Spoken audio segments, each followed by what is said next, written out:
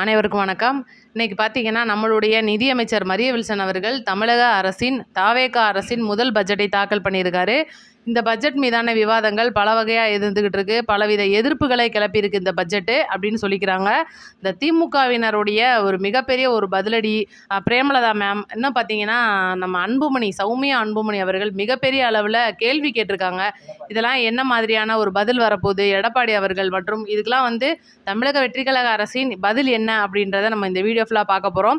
Budget உண்மையிலே தமிழகத்துக்கு ஏற்றதா, மகளிருக்கு ஏற்றதா, சொல்லப்பட்ட வாக்குறுதிகள் நிறைவேற்றப்பட்டதா அப்படின்றத நம்ம வீடியோக்குள்ளே முழுசாக தெரிஞ்சுக்க போகிறோம். ஸ்கிப் பண்ணாமல் பாருங்கள். பார்த்துட்டு உங்கள் கருத்தை கமெண்ட்டில் சொல்லுங்கள். வீடியோக்கு ஒரு லைக்கை பண்ணிடுங்க. மறக்காமல் ஒரு 4 பேருக்கு ஷேர் பண்ணி விடுங்க.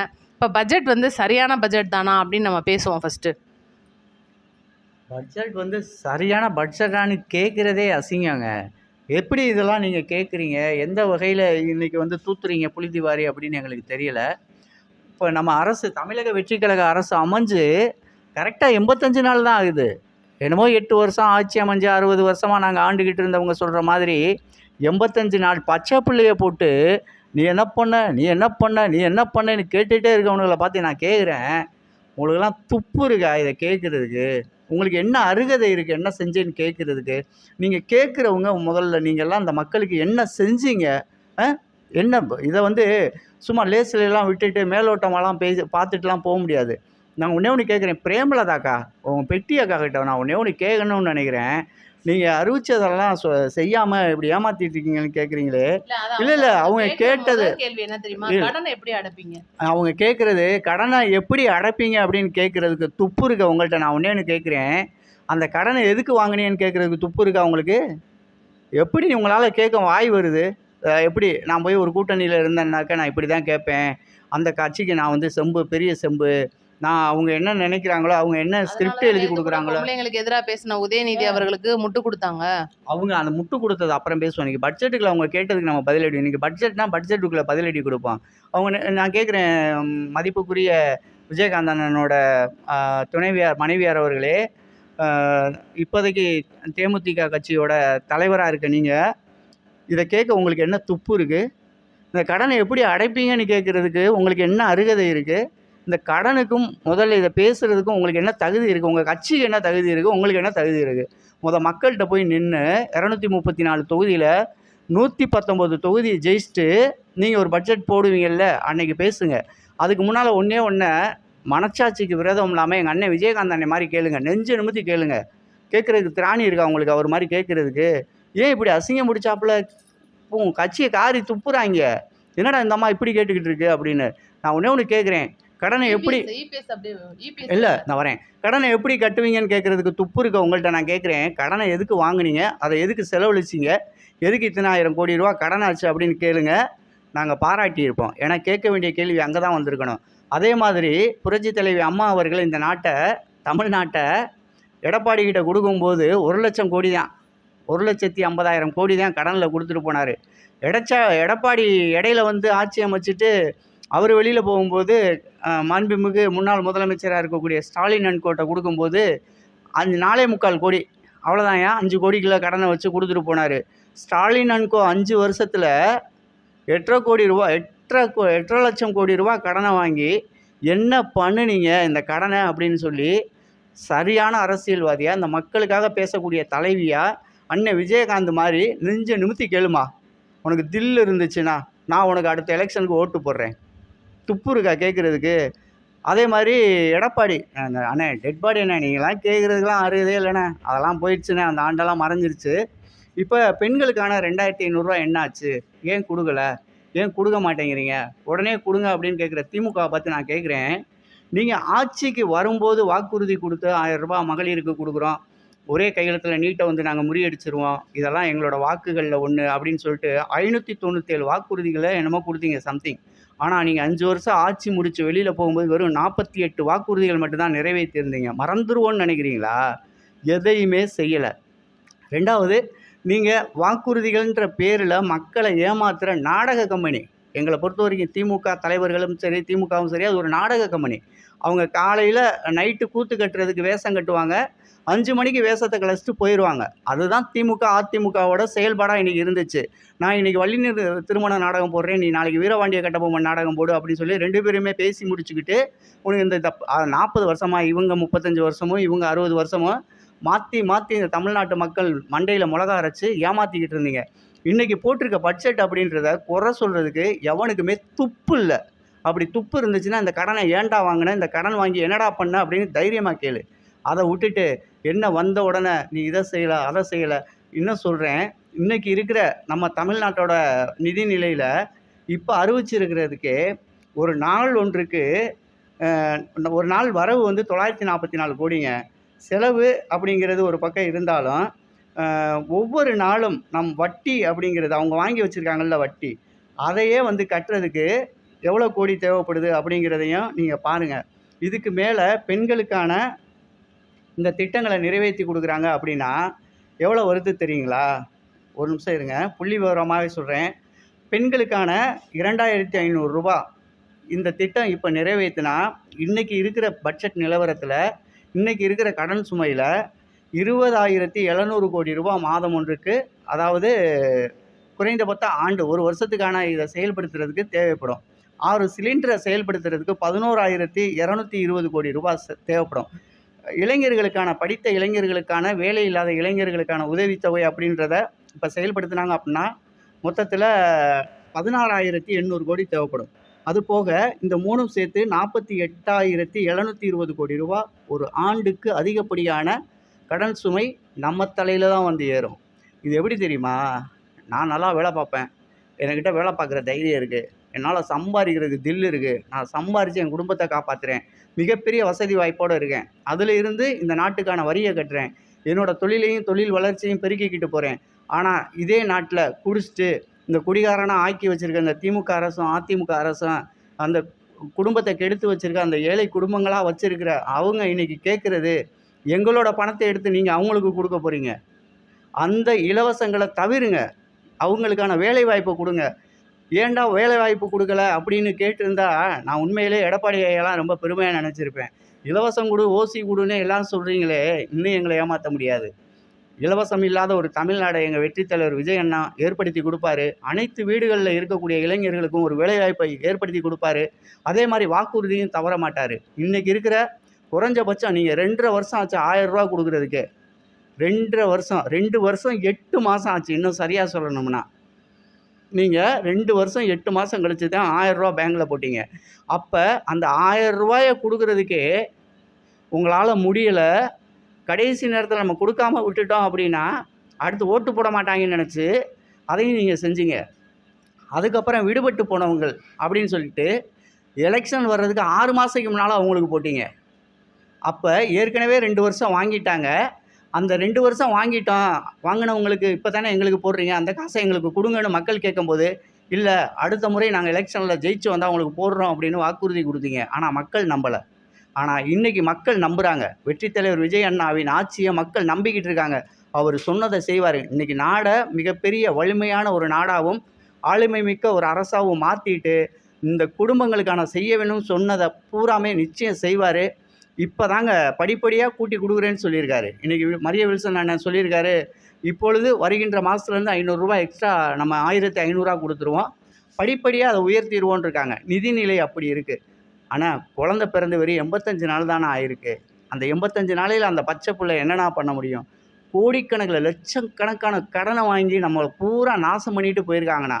தயவு செஞ்சு அன்பு சகோதரிகளே, அன்பு அண்ணங்களே, நீங்கள் இது ஒரு நிமிஷம் நமக்கு யோசிச்சு பாருங்கள். அடுத்தவன் தூத்திட்டு போகிறான், அவனுக்கு காசு கொடுத்து தூத்த சொல்கிறானுங்க, அவன் காசு வாங்கிட்டு பேசுகிறான். அக்கா பெட்டியிலலாம் இப்படி பேசுவாங்களான்னு நான் நினைக்கலப்பா. மனசுக்கு ரொம்ப வருத்தமாக இருக்குது. சரியான பட்ஜெட், சரியான விகிதத்தில், சரியான முறையில் இந்த பட்ஜெட் போய்கிட்டு இருக்கு. நாடை வலிமையான நாடாக மாற்றுறதுக்கு வழி வகுத்திருக்கார் அண்ணன். அனைவருக்குமான வாக்குறுதிகளும் நிறைவேற்றப்படும். அதே போல் பார்த்தீங்கன்னா, பள்ளி கல்வித்துறையில் போன தடவை விட இந்த தடவை 2000 கோடி ரூபாய் கம்மியாக ஒதுக்கிட்டாங்க அப்படின்னு சொல்லிட்டு ஒரு பஞ்சாயத்து போயிட்டுருக்கு.